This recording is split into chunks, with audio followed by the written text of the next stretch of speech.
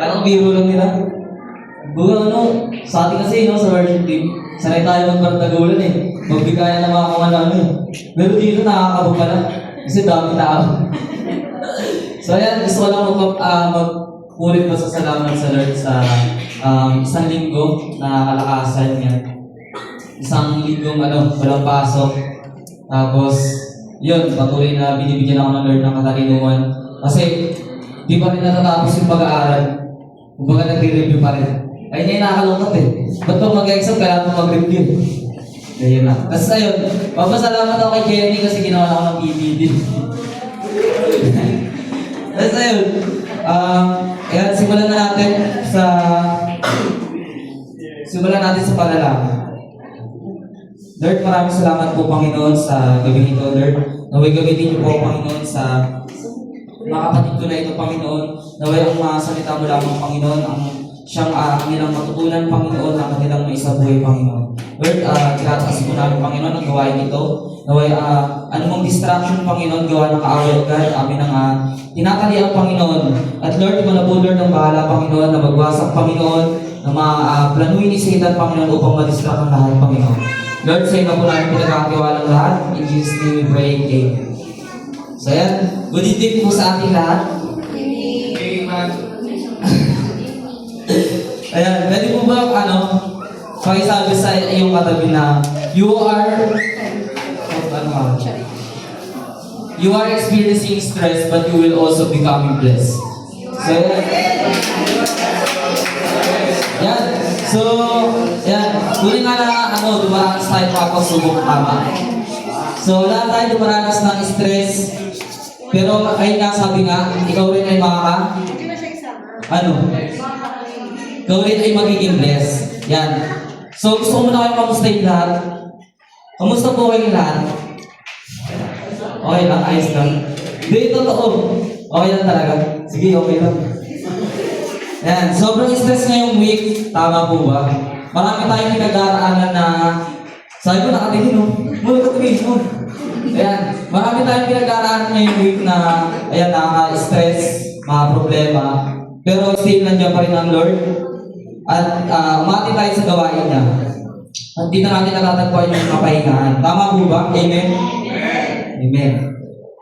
Sobrang stress na yung week, sa mga nag-aaral, sa mga nagtatrabaho, o kung ano pa man yan, Tayo ay nakakaranas ng stress sa ating buhay. Pero ayun nga, gaya nga sinabi ko kanina, na ang Lord, kapag umating ka sa church, nandiyan yung di mo ma-explain, pero may pahinga kang nararamdaman. Amen po ba? Amen. Tapos yung iba, di ba? Parang nararamdaman mo, pag nai-stress ka, pag may pagsubok ka na nararanasan, minsan ako lang po yung nakakaranas ng parang pasan-pasan mo yung buong mundo. Yung mga sunod-sunod kasi yung mga sa school works, mga pinapapasa sa inyo, sunod-sunod, di ba? Sa trabaho, sunod-sunod yung binibigay sa inyo na deadline. So lahat po tayo ay nakakaranas ng stress. Tama po ba? Amen? Amen. Pero ang good news nga, hindi tayo nag-iisa sa laban na to. At higit sa lahat, may pag-asa. Sabihin mo sa tabi mo, meron tayong pag-asa. Ayan. Amen. Kaya ngayong gabi pag-uusapan natin yung paano natin lalabanan ng stress at tayo ay magiging blessed. So, let's start. Ay, kasi start. Repeat pa to. Okay, let's start with one question. So, hatiin natin, para maiba naman, kasi di ba yung ibang mga tumatay dito, nagtuturo o kaya nag-aan ng volunteer. Ngayon, ang gagawin natin, tawag dito, mamimili lang kayo ng tag-isa sa Group 1, Group 2. Kung wala yung pinakadabi sa inyo sa Group 1, Group 2, nasasagot ng tanong. So, pili na kayo. Sino sa inyo? Hindi ko pa sasabihin nyo guys. Ay, pinili nyo guys. Sige, ayan. Ayan. Sino gusto sumagot?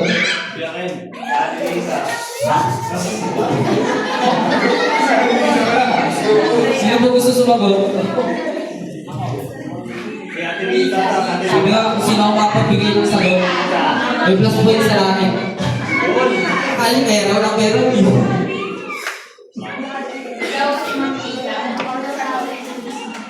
Pagalingan to.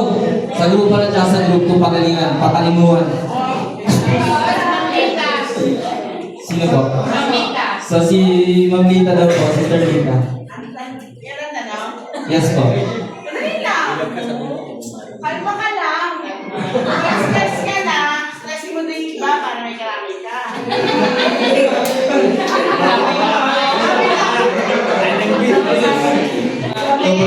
Negative yun. Pag stress ka, ikalma mo yung sarili mo. Then mamaya mo yung solve yung problema mo. Amen. So sino po dito sa kabila, yung mas aangat pa sa kabilang grupo?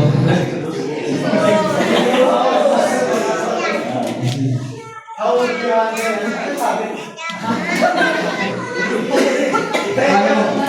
Paano mo na yung stressful situation? Kasi, yung stressful situation kasi, minsan inaalaw siya ng Lord. So, kasi siya, gusto talaga ng kaaway na may stress tayo. Pero inaalaw ng Lord yung stress, para mas lalo tayo masubok yung natin, mas lalo tayo maging matatag ng tamang nito. Kasi yung stress is battle between us, yung tayo sa isip natin, yung stress kasi yung laban sa isip natin.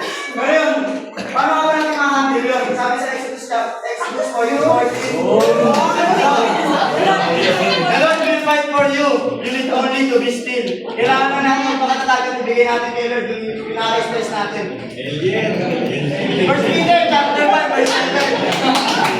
Cast all your anxiety on Him because He cares for you. Thank you po, Brother Exodus and Sister Lita. Okay, thank you po. Maraming salamat po sa napakagandang inyong mga sagot. At alam po na ang bawat isa ay meron rin mga sagot. Pero di na po natin kasi pwedeng isa-isayin pa kayo at maubos yung oras natin. So, baka tumagal tayo. So, let's move on. Next is, bakit ba tayo nagiging stress? Yan. So, tanongin mo mga katabi mo, bakit ka ba nai-stress ngayong week? Kasi na po kayo posible na hindi ka na-stress, di ba? Ngayong week, marami kong iniisip sa family, sa pag-aaral, o sa kung ano pa man. So, bakit ba tayo nagiging stress? Madalas kasi, ang dami natin ginagawa, mga iniisip, ang dami nating problema, like financial, mga ganyan, or sa mga relationship natin sa ibang tao. Tapos, dadagdag pa yung biglang pagbago ng buhay mo. Paano pagbago ng buhay? So yung katulad na lang ng, kunyari, kahapon, okay ka.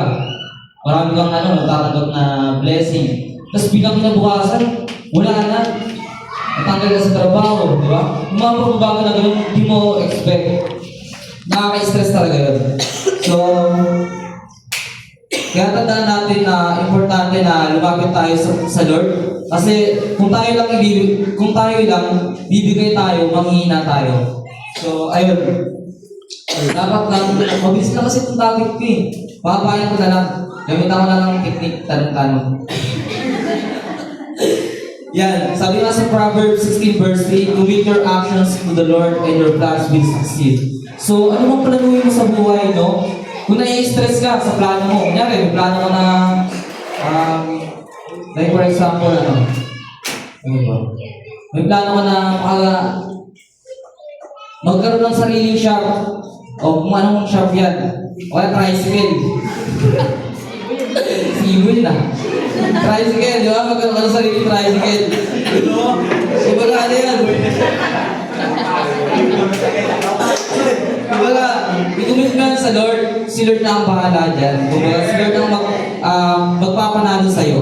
Hindi yung sarili mo kakayanan. So, okay, so parang ganito yan, di ba? Minsan dami natin plano sa buhay. Gusto natin maging doktor, teacher, di ba? Pero, di pa rin yung gusto ng Lord sa'yo. Di ba? Kumbaga, pinapangunahan ng Lord sa kanyang plano eh. May plano pala sa'yo si Lord na napakaganda. Pero pinipilit mo yung gusto mo. So, which is mali. So, ayan. Sabi nga sa Proverbs 16 verse 3, hindi lang dapat tayo puro kayod o hindi lang tayo puro kilos. Dapat sinasama rin natin si Lord sa mga plano natin sa buhay. Amen po ba? Ipagkatiwala natin sa Kanya yung mga ginagawa natin. So, next. How can we trust to the Lord? So, number 1 is pray. Sabi nga, lahat ba tayo nag-pray dito? Lahat naman siguro tayo nag-pray, no? Wala naman po siguro hindi nag-pray dito sa atin. Sabi nga, pag nag-pray tayo, humingi tayo ng guidance kay Lord. Di ba? Tanungin natin kung yung ba talaga gusto niya para sa atin. Nabubulol na ako. Okay lang ba yung salita ko? Kung baga humingi daw tayo ng guidance sa Lord sa hinihingi natin.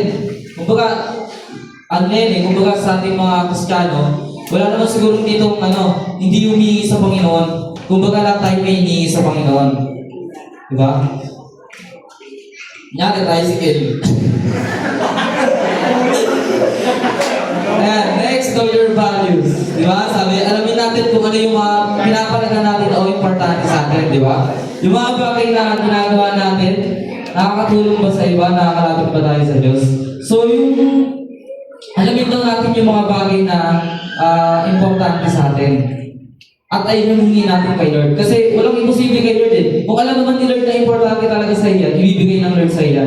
Di naman maramot ang ating Panginoon, di ba? Sabi nga, ang Panginoon ay, tawag dito? Generous. Amen? So, next. 3, be open.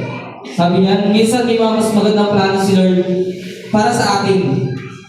Sabi nga, baka hindi tayo maging doktor, teacher, di ba? Pero baka mas maging effective tayo sa ibang field. No? Alam mo, para sa ano ka pala? Sa pagiging seaman. Yan, si Brother Toby, seaman. Sir!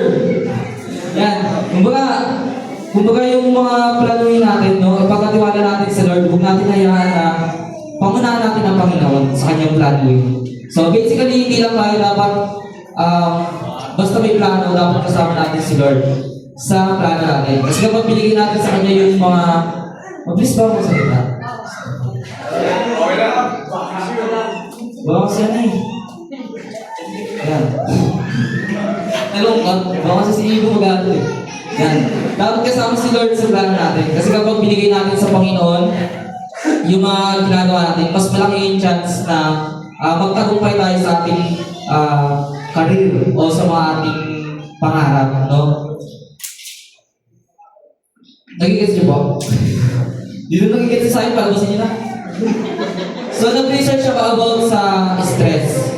Sabi sa research, so based on my research, ayan, stress can come from different factors. So, sa school, work, money, relationships. Buyoy. Yan, number 1 is school, no? So, sino po dito yung mga estudyante? Sino hindi na-stress sa inyo sa pag-aaral? Meron. Kaya malagay yan kasi alam ko wala eh. Meron pala. Yan. So, na-stress tayo sa pag-aaral, no? Marami tayong pinapasa. Lalo na nagulat niya kami kasi, ayan, mga klase ko. Si Sister Nicole, si Raisa, si Kim. Yan, mga klase ko yan eh. Si Exodus natin.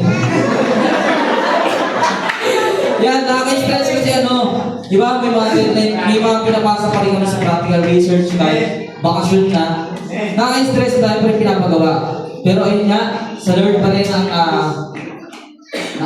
kumbaga, kahit may mga pinag-aaralan tayong stress na gano'n sa buhay, pag nandito ako sa church, mararanasan mo yung kapahingahan. Amen po ba? The next work, sa mga nagtatrabaho po, taas po mga kami nagtatrabaho dito. Si Ibo na naman. Ayan, sa mga nagtatrabaho dito, tuloy nga na nakaka-stress, di ba? Kasi dami natin iniisip. Parang sa school lang rin, may mga pinapabasa, may mga deadline na kailangan tapusin. But still, gamitan po natin siya ng technique. Anong technique? Through prayer po. At reading the Bible. Yan. Sabi nga, kapag kasama natin ang Panginoon sa anumang bagay, nagkakaroon tayo ng kalakasan. Amen po. Yan. Then next, money. So ayan, nakaka-stress yan. Pag wala kang pera. Sino hindi na-stress dito pag walang pera? Sino ba? Yan. So, nakaka-stress po, no, kapag wala tayong pera, tapos, okay, may pera tayo, pero kulang sa gusto natin mabili, gano'n, di ba? For example, Honda Civic. Hindi, yun. Di ba, pag kulang yung pera natin, o kaya wala tayong pera, nakaka-stress talaga. Kaya kailangan natin pagkatiwala natin sa Panginoon at huwag natin madaliin yung mga bagay. Yan. Next, relationship. Yan. So, isa rin yan sa nagbibigay sa atin ng stress. Hindi lang relasyon sa magjowa, sa mag-asawa, kundi sa ibang tao rin, di ba? Sa mga kaibigan mo. So, meaning, yung mga relasyon natin na ginagawa is dapat, yung mga relasyon na meron tayo is binibigay natin sa Panginoon. Huwag natin pangunahan yung Panginoon na sige, ako na, kaya ko to. Ako na yung mag-aayos ng relasyon namin. Yan, for example, sa magjowa, di ba? Siyempre, sa magjowa. Di ba, sa magjowa, minsan, pag may problema kayo, di ba? Siyempre, kailangan ng bill. Ba, nakaka-stress tayo. Kunyari, ikaw, lalaki ka, dahil na iniisip, nagtatrabaho ka na. Kumbaga, tayo mo nakasikaso. Tapos yung jowa mo, magtatapo pa. Sino di may stress doon? Sige na. Sige, Stubby lang. Ayun. So, ayun. Masaya na po tayo. Yun po kasi nag-preach eh. So, ayan. Next po.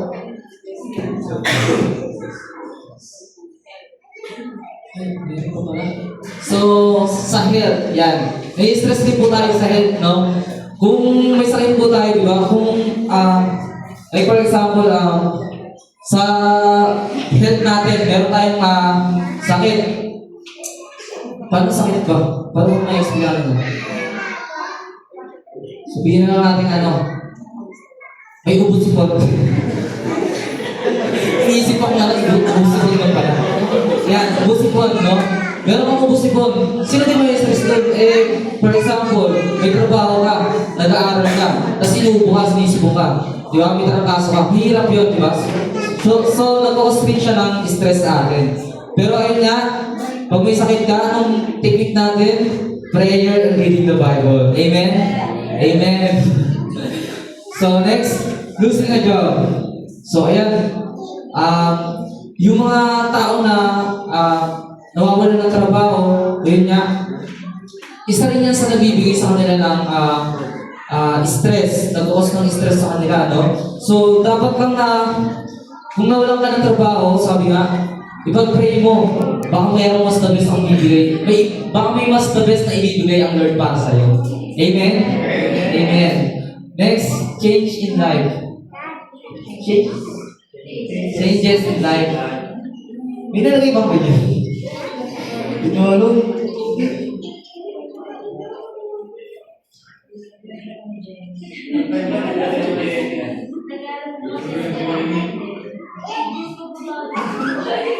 Hindi, wala kasi titi. Yan. Sige, explain na natin yan. Pagbabago ng buhay, no? Meaning, yung pagbabago ng buhay natin is nag-constrict pala ng pagka-stress. So, ibig sabihin, like for example na lang, paano nagbabago ng buhay? Kumbaga, ano yun? Nagbabago ng buhay mo. Nothing business yun, no? Ayun, di ba? Nag-didistract ako sa inyo. Ayun, pagbabago ng buhay, di ba? Minsan kasi sa buhay natin, hindi natin, ay katulad nga na sinabi ko kanina, minsan sa buhay natin, hindi natin na-expect yung masaya ka ngayon, tapos kinabukasan may babagsak na problema sa buhay mo. Amen? So ayun po yung pagbabago na nararanasan ng mga Kristiyano minsan. So ang kailangan natin gawin, yung technique natin, prayer and reading the Bible. Amen po? So sabi nga, sa stress ay yung research ko, di ko na topic kanina, wait lang. Sabi nga, may tinatawag tayo na pag stress ka, when you're stressed, naglalabas ang katawan mo ng hormones na nag-trigger ng fight or flight response. So ano to? So ang fight or flight response ay ang automatic na reaction ng iyong katawan. Yung automatic na reaction ng katawan natin, kapag na-stress tayo, kapag nakakaramdam ka ng, like for example, panganib o danger, no? Kung lalaban ka ba o tatakbo ka na lang. Kumbaga yung flight or flight, explain ko, fight or flight response ay yung automatic na reaction ng katawan mo. Kapag feeling mo may danger, parang biglang nag-aalerto ang katawan mo. Para mag-desisyon kung lalaban ka, fight o tatakbo ka, flight, para makaiwas sa panganib. So, let's say, for example, no, naglalakad ka sa madilim na parto. Tapos, unexpected na mangyayari na may cobra, ahas. So, bilang as a human being, anong gagawin mo? Nakakita ka ng cobra, tapos nakatayo sa'yo. Kung baga, tutuklawin ka na. Tutuklawin ka na ng cobra, di ba? Di si Simon yun. Tutuklawin ka na ng cobra, tama po? Ano pong magiging reaction niyo kung normal na tao ka? Yan, nakita mo. Pwedeng gawin mo, sabi nga, lalabanan mo o tatakbuhan mo. So, anong pipiliin mo dun sa dalawang yun? Lalaban ka o tatakbuhan mo? Tatakbo po tayo lahat, amen? Palaban. So, ayun. Kaya parang emergency response system ng katawan natin yan para protektahan tayo sa panganib. So, ayun yung fight or flight, no? Parang hindi ko na-explain na maayos. Na-explain ko ba? So, thank you po sa inyong response. So, next, stress can come from different factors. Yan. So, meaning, marami yan eh. Let's say, for example, stress ka sa school. Yan, ulit-ulit tayo. Stress ka sa school, sa trabaho, sa pera, sa relationships, sa health, losing a job, even pagbabago sa ating buhay, can cause ng stress rate. So, proceed na tayo doon. Tumakas na pala. Hindi na. Straight na. So, ang topic natin, introduction pa lang pala yun. Topic natin, Jay. Close na. Ano? Sige, sa ano na. 3 reminders for stressful situation. Number 1, yan, worry less, play more. Gaya ng sinabi ko kanina, manatili tayo kapag may mga problema tayong kinakaharap or stress sa buhay, manatili tayo manalangin sa Panginoon, humingi tayo ng guide. Huwag ka mag-alala bagkus ay manalangin ka at magtiwala ka sa Panginoon sa kakayanan ng Lord. Gamitin mo yung faith mo. Faith iba. Gamitin mo yung faith mo. Sabihin mo sa katabi mo, gamitin mo yung faith mo. Yan. Sa stressful na sitwasyon, gamitin mo yung sandata sa mga problema, sa mga pinagdaraanan mo, yung pananampalataya mo. So, di yung pag may problema ka kung sino-sino yung nilalapitan mo na tao, tapos hindi ka naman talaga pinapakinggan. Diba? Kumbaga, salita kang salita, di ba na nakikinig sa'yo? So, mas better, kay Lord mo na lang sabihin, dahil ang Lord, kailanman, hindi ka niya kapaliguran pag nagkukwento ka sa Kanya. Through prayer, ang Lord ay nakikinig sa atin. Hindi yung pag may problema ka, nagiging priority mo, lalapitan mo agad, girlfriend mo, boyfriend mo, o kung ano pa man. Si Brother Simon, nilalapitan mo, di ba? Dapat si Lord ang nilalapitan natin, no? Si Lord naghihintay lang naman na lumapit tayo sa Kanya, no? O humingi ng tulong sa Kanya. Ganun kabuti ang Panginoon sa atin. Sabi nga, sa mga awit, 34 verse 17 to 19. Agad, sabay-sabay po tayo. Sige, basahin po natin. Sila sa mga pangalip, tinutulungan niya ang mga nagdurusa, at pinipili ko ang pag-asa. Ang taong matuwid may sulirahan, sa tulong ni Yahweh, agad maiisan. So, yan, thank you po. For example, may prayer ka, at alam mo na sa sarili mo na kailangan mo talaga ito. Di ba? For example, may prayer ka na makapasa sa exam. Lord, kailangan talaga makapasa ng exam, Lord. Para ito na yun. Babalik ko naman sa'yo lahat, Lord eh. Kumbaga, sabihin mo sa Lord, pero huwag mo kakalimutan na yung plano pa rin ng Lord, yung susundin natin, no? Hindi pwedeng planuhin natin, kasi kung planuhin natin yung masusunod, kung ipipilit natin yung gusto lang natin sa Panginoon, maaaring magkamali tayo, di ba? Pero kapag will ng Lord, ayan, magsasaksin tayo. So, ayan, sabi nga, palagi mong ibaba ang sarili mo pagdating sa Lord. Mas okay yung nagpapakumbaba kumpara sa nagpapataas. Kung baga pag humingi ka sa Lord, diba? Huwag kang magkaya kay Lord. Lord, sige Lord, ano ba? Bibigay mo yan. Kung bumaba, Lord, bigay mo na to, Lord. Ganun yung mga prayer na ano, talagang may habang naman ang ating Panginoon, no? Kung talagang gusto mo talaga, harapat kahit sabihin kasi natin like for example, nanghihingi ka ng kasagutan sa Panginoon. Pero kahit ayaw ng Lord, kung mapilit ka, pinag-pray mo na pala, 10 years na, di ba? Di mo simple sagutin na yun ng Panginoon. Amen po ba? Amen. Di ka naniniwala. Di ka naniniwala? Wala kayo. So, ayan. Also, ayan. Also, pag-pray mo na rin maging matuwid ang iyong buhay at maging karapat-dapat sa kanyang harapan. No? Sabi nga dyan, ang mga matuwid. So, dapat pa nag-pray ka, pinag-pray mo rin kay Lord na maging matuwid ka. Para talagang pumasok ka sa standard. Di ba? Amen? Kumbaga para sa ano lang yan eh. So, pag entrance exam sa mga college school, di ba? Kailangan mong kunin yung standard nila para makapasok ka. Amen? So, nililigtas sila sa mga panganib. For example, kanina sa dinaanan mo. Kunyari, dumaan ka dito. Hindi, wag dyan.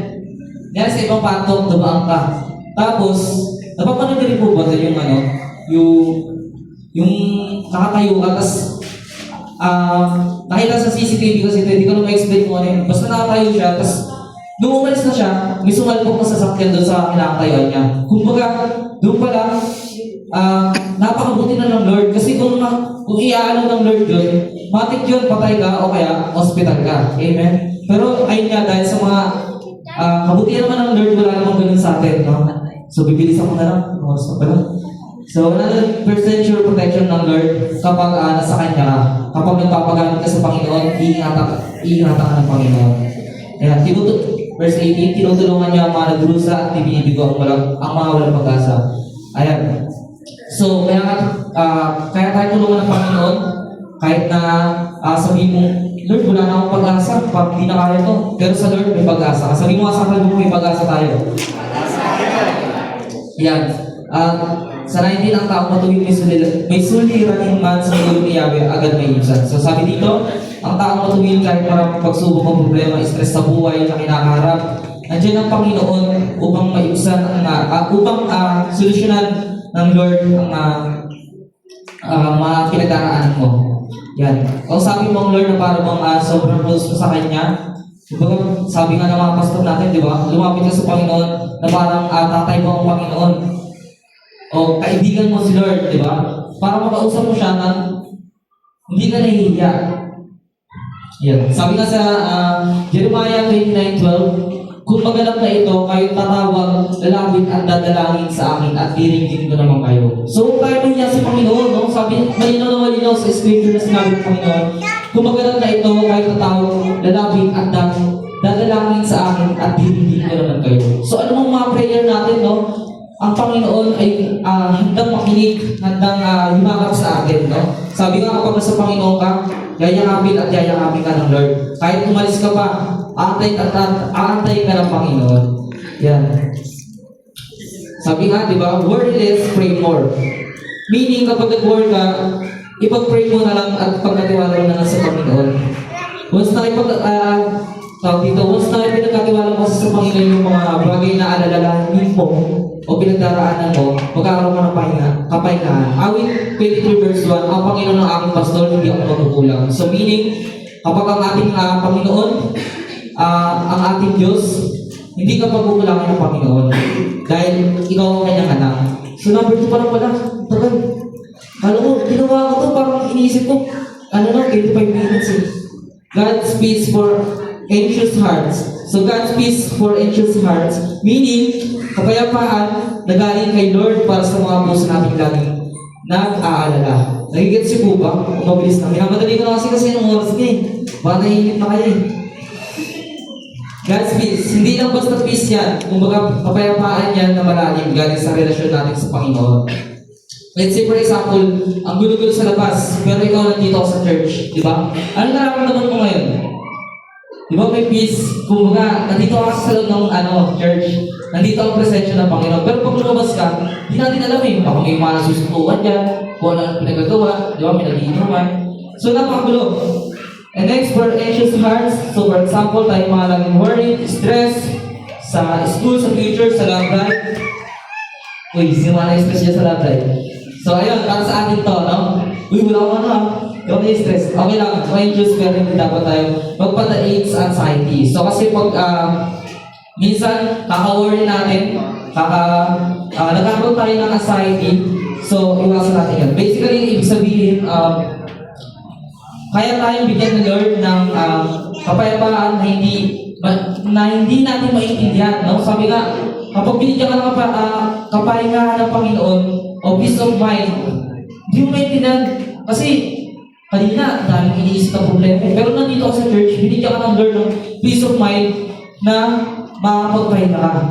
Kumbaga, yung utak mo parang nare-relax. Nararamdaman niyo rin po ba yun kung nandito ako sa church? Amen. So, thank you, Lord. Ayan. Dahil nga, sabi nga, ipagkatiwala natin sa Panginoon lahat-lahat sa atin.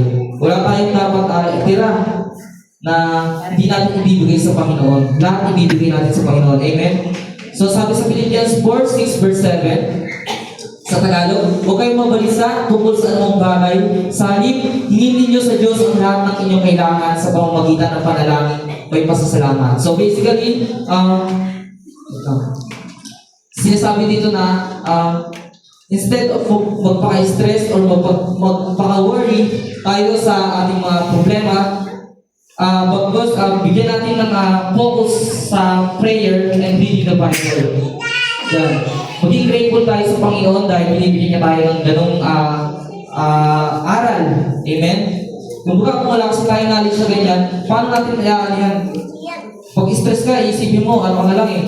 Kung saan ka na lang pupunta para maano yung stress mo, di ba? Ganun yung mga unbeliever. Pero as a believer at nakakilala sa Panginoon, ang dapat natin gawin ay mag-pray at magbasa ng Bible.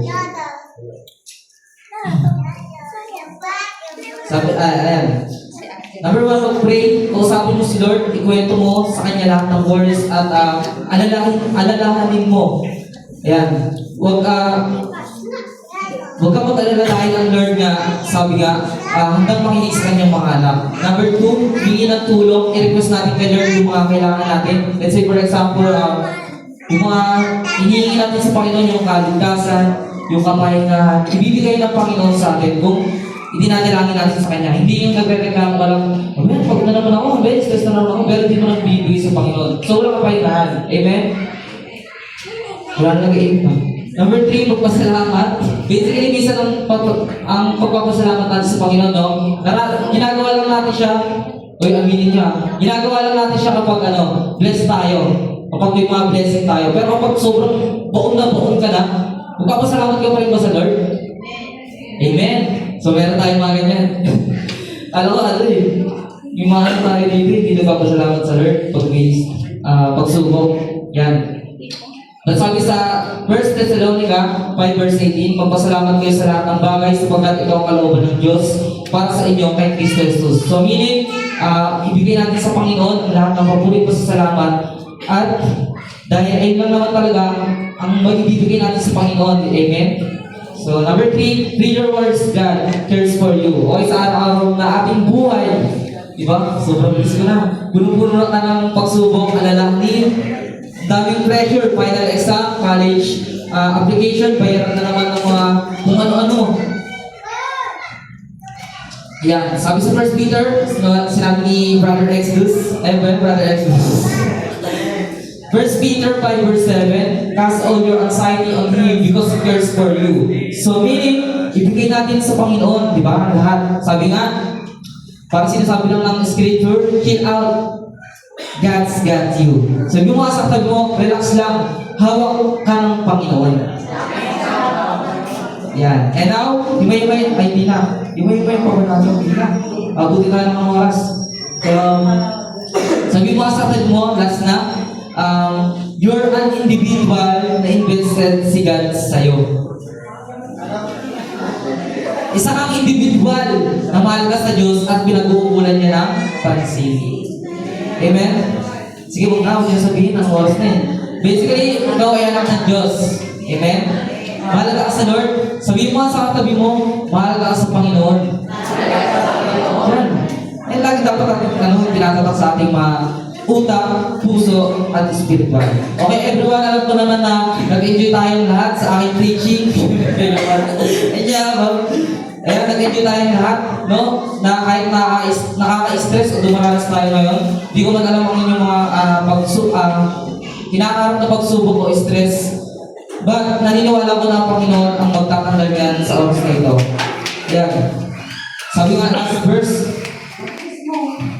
Mark 11 verse 24, 10 verse go. Therefore, I tell you whatever you ask for in prayer, believe that you have received it and it will be yours.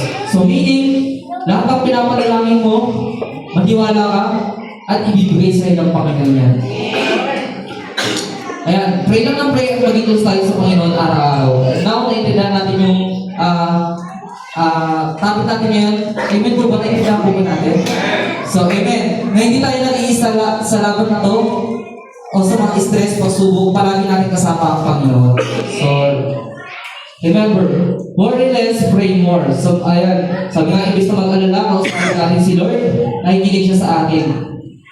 God's peace for anxious hearts. Kahit magulo, kaya tayong bigyan ni Lord, makapayapaan, magtiwala tayo sa Kanya. And next, free your worries. Ibigay natin kay Lord lahat ng problema natin, mahalaga tayo sa Kanya. Pagkatiwala natin sa Panginoon lahat-lahat. Pwede ba na basahin natin yung ilalabas sa screen next? Yan. Sabihin niya natin yan, sabay-sabay basahin natin. Nakasan niyo naman, parang inatak na kayo. Nakasan niyo. Sabay-sabay po tayo. Sabihin po natin yan. Nakikinig ang Panginoon sa atin. Amen? Sabihin po natin yan. Kaya imagine nyo nandito ang Lord. Tinitig tayo, mag-effort pa kayo na nakikinig. So, basahin po natin. And that's all. Thank you for your listening. God bless all.